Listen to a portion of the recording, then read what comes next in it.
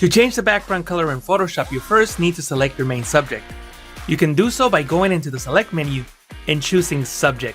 Then fine-tune any imperfection like this area by her hand. So I'll tap on the Z key on the keyboard to enable the zoom tool and I'll zoom in. From the tools bar, I can select the Quick Selection tool, then hold Alt on Windows, Option on the Mac, and drag over this area to subtract from the selection. At this point, I can press the Q key on the keyboard to enable the Quick Mask mode. The red overlay indicates the areas that are not selected.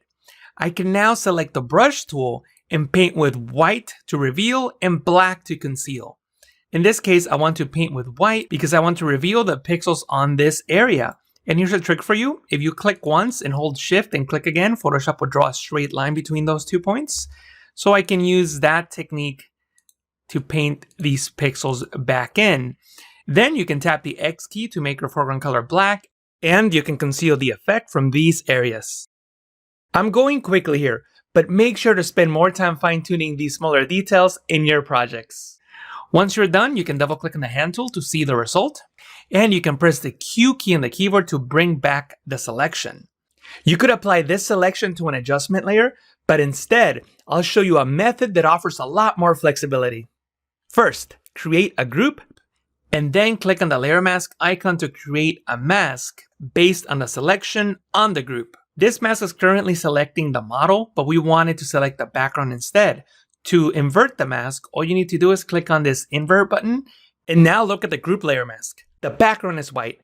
This means that anything that we place inside of this group will only affect the background. Next, go into the new adjustment layer icon and choose Hue and Saturation. This is the adjustment layer that will control the background color.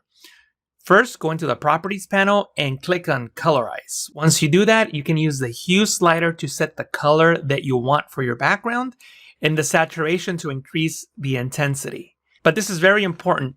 You're probably not going to use the lightness to increase or decrease the brightness of the layer because you lose all the detail. One slider controlling all the ranges of tonality is not enough.